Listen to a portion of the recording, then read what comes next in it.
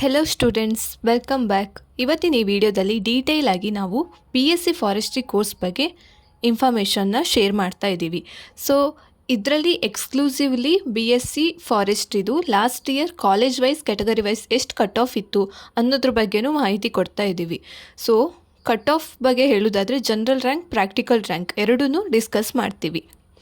ಅದನ್ನು ಬಿಟ್ಟು ಬೇರೆ ಯಾವುದೆಲ್ಲ ಇನ್ಫಾರ್ಮೇಷನ್ ಈ ವಿಡಿಯೋದಲ್ಲಿ ಕವರ್ ಆಗುತ್ತೆ ಅಂತ ನೋಡೋದಾದರೆ, ಫಸ್ಟ್ ಕಾಲೇಜಸ್ ಎಷ್ಟಿದೆ, ಯಾವ ಥರ ಅಡ್ಮಿಷನ್ ತಗೋಬೋದು, ಯಾವ್ಯಾವ ಯೂನಿವರ್ಸಿಟಿ ಅಂಡರ್ ಈ ಕಾಲೇಜಸ್ ಬರುತ್ತೆ, ಗೌರ್ಮೆಂಟ್ ಕಾಲೇಜಸ್ ಇದೆಯಾ, ಪ್ರೈವೇಟ್ ಕಾಲೇಜಸ್ ಇದೆಯಾ, ಗರ್ಲ್ಸ್ ಈ ಕೋರ್ಸ್ ಮಾಡ್ಬೋದಾ, general rank, practical rank cut off ಎಷ್ಟಿತ್ತು ಪ್ರೀವಿಯಸ್ ಇಯರ್ದು ಅಂದರೆ 2024ದು ಎಷ್ಟು ಕಟ್ ಆಫ್ ಇತ್ತು CETದು, ಅದ್ರ ಜೊತೆ ಟೋಟಲ್ ಫೀಸ್ ಎಷ್ಟಿದೆ, ಕೋರ್ಸ್ ಡ್ಯೂರೇಷನ್ ಏನು, ಯಾವುದೆಲ್ಲ ಸಬ್ಜೆಕ್ಟ್ ಕವರ್ ಆಗುತ್ತೆ ಅನ್ನೋದ್ರ ಬಗ್ಗೆ ಕ್ವಿಕ್ ಇನ್ಫಾರ್ಮೇಷನ್.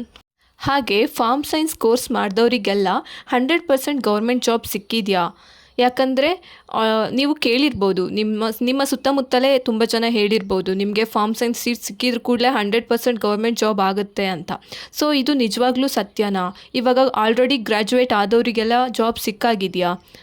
ಯಾವ್ಯಾವ ಫೀಲ್ಡಲ್ಲೆಲ್ಲ ಟ್ರೈ ಮಾಡ್ಬೋದು ಅಂತಲೂ ನೋಡೋಣ.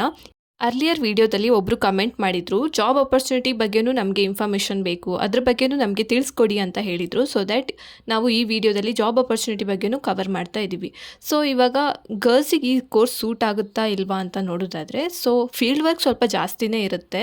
ಅದ್ರ ಜೊತೆ ಅರ್ಲಿಯರ್ ಅಡ್ಮಿಷನ್ಸ್ ಎಲ್ಲ ನೋಡಿದಾಗ ಗರ್ಲ್ಸ್ ಮತ್ತು ಬಾಯ್ಸಿಗೆ ಕಂಪೇರ್ ಮಾಡಿದರೆ ಗರ್ಲ್ಸ್ ರೇಷಿಯೋ ಸ್ವಲ್ಪ ಕಡಿಮೆನೇ ಇದೆ. ಸ್ವಲ್ಪ ಫಿಸಿಕಲಿ ಫಿಟ್ ಕೂಡ ಇರಬೇಕಾಗುತ್ತೆ, ಯಾಕಂದರೆ ಅರ್ಲಿಯರ್ ಹೇಳಿದಾಗೆ ಫೀಲ್ಡ್ ವರ್ಕ್ ಜಾಸ್ತಿ ಇರುತ್ತೆ. ನೆಕ್ಸ್ಟ್, ಫಾರೆಸ್ಟ್ರಿ ಕಾಲೇಜಸ್ ಬಗ್ಗೆ ಡೀಟೇಲ್ಸ್ ನೋಡೋದಕ್ಕಿಂತ ಮೊದಲು ಯಾರಾದರೂ ನ್ಯೂ ವಿಸಿಟರ್ಸ್ ಇದ್ದರೆ ಈ ಚಾನಲ್ನ ಸಬ್ಸ್ಕ್ರೈಬ್ ಮಾಡ್ಕೊಳ್ಳಿ. ಸೊ ದ್ಯಾಟ್ ನಾವು ಕಮ್ಮಿಂಗ್ ಡೇಸಲ್ಲಿ ಶೇರ್ ಮಾಡುವಂತಹ ಎಲ್ಲ ಅಪ್ಡೇಟ್ಸ್ ನಿಮಗೆ ಸಿಗುತ್ತೆ ಅಂತ ಹೇಳ್ತಾ, ಈ ವಿಡಿಯೋ ಇನ್ಫಾರ್ಮೇಟಿವ್ ಅಂತ ಅನಿಸಿದರೆ ನಿಮ್ಮ ಫ್ರೆಂಡ್ಸ್ ಗ್ರೂಪಲ್ಲೂ ಶೇರ್ ಮಾಡಿ, ಹಾಗೆ ಲೈಕ್ ಕೂಡ ಮಾಡಿ. ಇವಾಗ ಟೋಟಲ್ ಕರ್ನಾಟಕದಲ್ಲಿ 3 ಫಾರೆಸ್ಟ್ರಿ ಕಾಲೇಜಸ್ ಇದೆ. ಈ 3 ಫಾರೆಸ್ಟ್ರಿ ಕಾಲೇಜಸ್ ಅಗ್ರಿಕಲ್ಚರ್ ಯೂನಿವರ್ಸಿಟೀಸ್ ಅಂಡರೇ ಬರುತ್ತೆ. ಎಗೇನ್ ಇಲ್ಲಿ ನೀವು ಅಡ್ಮಿಷನ್ ಆಗಬೇಕಂದ್ರೆ CET ಅಥವಾ ICAR ಎಕ್ಸಾಮ್ ಬರೀಬೇಕಾಗುತ್ತೆ. So first college of forestry Ponnampet ನೋಡೋದಾದರೆ, ಇದು ಕೊಡಗು ಡಿಸ್ಟ್ರಿಕ್ಟಲ್ಲಿ ಬರುತ್ತೆ. ಇಲ್ಲಿ ಈ ಕಾಲೇಜ್ ಯಾವ ಯೂನಿವರ್ಸಿಟಿ ಅಂಡರ್ ಬರುತ್ತೆ ಅಂತ ಕೇಳೋದಾದರೆ KSNUAHS ಅಂದರೆ ಕೆಳದಿ ಶಿವಪ್ಪ ನಾಯಕ university of agriculture and horticulture science Shivamogga ಅಂತ. ಅರ್ಲಿಯರ್ ಇದ್ರ ಹೆಸರು university of agriculture and horticulture science Shivamogga ಅಂತ ಇತ್ತು. ರೀಸೆಂಟಾಗಿ ಇವಾಗ ನೇಮ್ ಕೂಡ ಚೇಂಜ್ ಆಗಿದೆ. ಇದನ್ನು ಬಿಟ್ಟು ನೆಕ್ಸ್ಟ್ ಯಾವ ಕಾಲೇಜ್ ಅಂತ ನೋಡೋದಾದರೆ, ಕಾಲೇಜ್ ಆಫ್ ಫಾರೆಸ್ಟ್ರಿ ಸಿರ್ಸಿ, ಇದು ಉತ್ತರ ಕನ್ನಡ ಡಿಸ್ಟ್ರಿಕ್ಟಲ್ಲಿ ಬರುತ್ತೆ. ಅಗೈನ್ ಈ ಕಾಲೇಜ್ ಬರೋದು university of agricultural science Dharwad under ಬರುತ್ತೆ. Next college of forestry Iruvakki Shivamogga. Fees details ನೋಡೋದಾದರೆ, ಇದು ಅರ್ಲಿಯರ್ ಅಥವಾ 2024ದು ಫೀಸ್ ಸ್ಟ್ರಕ್ಚರ್ ಇಲ್ಲಿರೋದು. ಸೊ ಜನರಲ್ ಮೆರಿಟ್ ಸ್ಟೂಡೆಂಟ್ಸ್ಗೆ 2A 2B 3A 3B ಮತ್ತು SC ST students with income above 10 lakh ಮತ್ತು category 1 students with above 2.5 lakh income ಇರುವಂಥವರಿಗೆ 36,725 ರೂಪೀಸ್ ಇತ್ತು. ಇದು 1 ಸೆಮಿಸ್ಟರ್ಗೆ.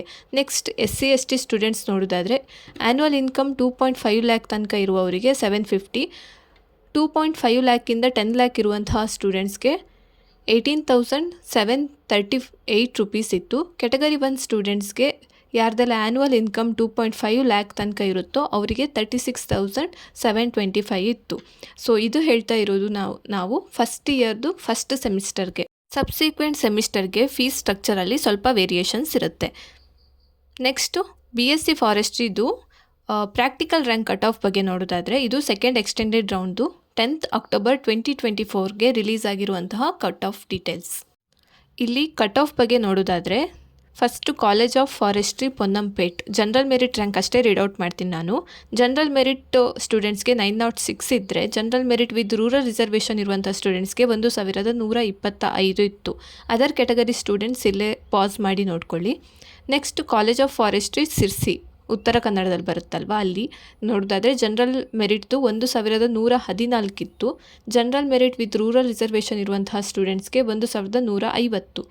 Next college of forestry Iruvakki Shivamogga ನೋಡೋದಾದರೆ, ಜನರಲ್ ಮೆರಿಟ್ ಸ್ಟೂಡೆಂಟ್ಸ್ಗೆ 3,375 ಇದ್ದರೆ, next ST with general merit ಸ್ಟೂಡೆಂಟ್ಸ್ಗೆ 3,471ಕ್ಕೆ ಲಾಸ್ಟ್ ಇಯರ್ ಕಟ್ ಆಫ್ ನಿಂತಿತ್ತು.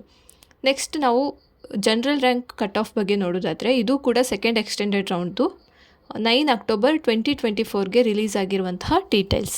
ಮೊದಲಿಗೆ ಕಾಲೇಜ್ ಆಫ್ ಫಾರೆಸ್ಟ್ರಿ ಪೊನ್ನಂಪೇಟ್, ಇಲ್ಲಿ ಜನರಲ್ ಮೆರಿಟ್ ಸ್ಟೂಡೆಂಟ್ಸ್ಗೆ 16,649, general merit with Kannada reservation ಇರುವಂಥ ಸ್ಟೂಡೆಂಟ್ಸ್ಗೆ 29,837, general merit with rural reservation ಇರುವಂಥ ಸ್ಟೂಡೆಂಟ್ಸ್ಗೆ 20,531. Next college of forestry Sirsi Uttara Kannada, general merit ಸ್ಟೂಡೆಂಟ್ಸ್ಗೆ 17,795 ಇದ್ದರೆ, general merit with rural reservation ಇರುವಂಥ ಸ್ಟೂಡೆಂಟ್ಸ್ಗೆ 21,217. Next college of forestry Iruvakki ಶಿವಮೊಗ್ಗದಲ್ಲಿ ನೋಡೋದಾದರೆ, ಜನರಲ್ ಮೆರಿಟ್ ಸ್ಟೂಡೆಂಟ್ಸ್ಗೆ 18,631 general merit with Kannada reservation ಇರುವಂತಹ ಸ್ಟೂಡೆಂಟ್ಸ್ಗೆ 27,792 ಇತ್ತು.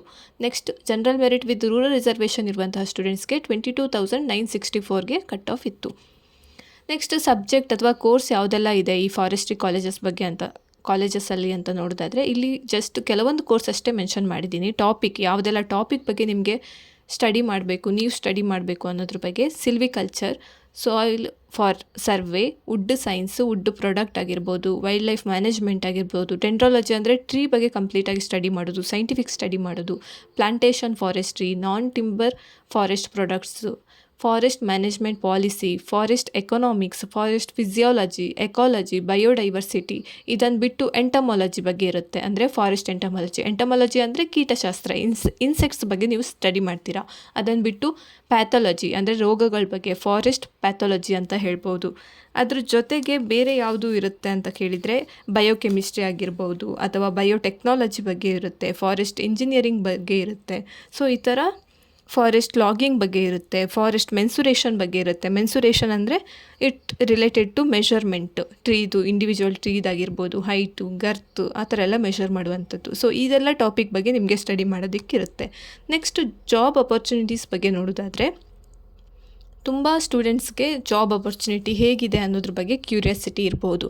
ಫಸ್ಟ್ ಹೇಳೋದಾದರೆ, ಪ್ರೈವೇಟ್ ಫಾರೆಸ್ಟ್ ಕಂಪ್ನಿಯಲ್ಲಿ ನಿಮಗೆ ಅಪರ್ಚುನಿಟಿ ಇರುತ್ತೆ. ಒಂದು ಎಕ್ಸಾಂಪಲ್ ಕೊಡೋದಂದರೆ ಟಾಟಾ ಕಾಫಿ ಕಂಪ್ನಿ ಬಗ್ಗೆ ನೀವು ಕೇಳಿರ್ಬೋದು. ಸೊ ಅಲ್ಲಿ ಆ ಥರ ಕಂಪ್ನೀಸ್ಗಳಲ್ಲಿ ಅಪರ್ಚುನಿಟಿ ಇರುತ್ತೆ. ಹಾಗೆ RFO, range forest officer, assistant conservator of forest ACF, DRFO, FSO, ranger, forest range officer, IFOS ಅಂದರೆ IFS ಅಂತಲೂ ಹೇಳ್ತಾರೆ. ಇದು ಇಂಡಿಯನ್ ಫಾರೆಸ್ಟ್ ಸರ್ವಿಸ್ ಅಂತ ಹೇಳ್ತಾರೆ. ತುಂಬ ಸ್ಟೂಡೆಂಟ್ಸ್ಗೆ IFS ಮಾಡುವ ಸಲುವಾಗಿಯೇ ಅವರು ಫಾರೆಸ್ಟ್ರಿ ಕೋರ್ಸ್ ಕೂಡ ತಗೊಂಡಿರ್ತಾರೆ. ಇದೆಲ್ಲ ಫೀಲ್ಡ್ ಬಿಟ್ಟು ನಿಮಗೆ ರಿಸರ್ಚ್ ಫೀಲ್ಡ್ ಇಂಟ್ರೆಸ್ಟ್ ಇದೆ ಅಂದರೆ ಸೈಂಟಿಸ್ಟ್ ಆಗ್ಬೋದು. ಅಂದರೆ MSc PhD ಮಾಡಿ ನೀವು ಫಾರೆಸ್ಟ್ರಿ ರಿಲೇಟೆಡ್ ಸೈಂಟಿಫಿಕ್ ಸ್ಟಡಿ ಮಾಡ್ಬೋದು, ಪ್ರೊಫೆಸರ್ ಕೂಡ ಆಗ್ಬೋದು. ಅಂಡರ್ ಗ್ರ್ಯಾಜುಯೇಟ್ ಕೋರ್ಸ್ ಅಂದರೆ BSc ಫಾರೆಸ್ಟ್ರಿ ಅನ್ನೋದು ಪ್ರೊಫೆಷ್ನಲ್ ಡಿಗ್ರಿ ಕೋರ್ಸ್ ಆಗಿರುತ್ತೆ. ಇದರ ಡ್ಯೂರೇಷನ್ 4 years ಇರುತ್ತೆ. ಫಸ್ಟ್ 3 year ಅಕಾಡೆಮಿಕ್ ಸ್ಟಡಿ ಇದ್ದರೆ, last 1 year completely practical oriented study ಮಾಡಬೇಕಾಗುತ್ತೆ. ಅದ್ರ ಜೊತೆ ಫಾರೆಸ್ಟ್ರಿ ಡಿಪಾರ್ಟ್ಮೆಂಟ್ ಜೊತೆ ಅಟ್ಯಾಚ್ಮೆಂಟ್ ಕೂಡ ಮಾಡಿರ್ತಾರೆ. ಅಂದರೆ ಫೈನಲ್ ಇಯರ್ ಅಥವಾ 4th year ಪ್ರಾಕ್ಟಿಕಲ್ ವರ್ಕ್ ಜಾಸ್ತಿ ಇರುತ್ತೆ. ನೆಕ್ಸ್ಟು ಪೋಸ್ಟ್ ಗ್ರ್ಯಾಜುಯೇಷನ್ ಅಥವಾ MSc ಬಗ್ಗೆ ನೋಡೋದಾದರೆ, ಇಲ್ಲಿ 2 year ಡ್ಯೂರೇಷನ್ ಇರುತ್ತೆ ಈ ಕೋರ್ಸು. ಫಸ್ಟ್ ಇಯರ್ ನೀವು ಅಕಾಡೆಮಿಕ್ ಇರುತ್ತೆ, ನೆಕ್ಸ್ಟ್ ಇಯರ್ ಪ್ರಾಕ್ಟಿಕಲ್ ಅಥವಾ ಥೀಸಿಸ್, ಒಂದು ಪರ್ಟಿಕ್ಯುಲರ್ ಟಾಪಿಕ್ ಬಗ್ಗೆ ಇನ್ ಡೀಪ್ ಸ್ಟಡಿ ಮಾಡ್ತೀರಾ. ಹಾಗೆ ಅದ್ರ ಬಗ್ಗೆ ಡೀಟೇಲ್ಡಾಗಿ ಥೀಸಿಸ್ನ ಸಬ್ಮಿಟ್ ಮಾಡ್ತೀರಾ. Next PhD.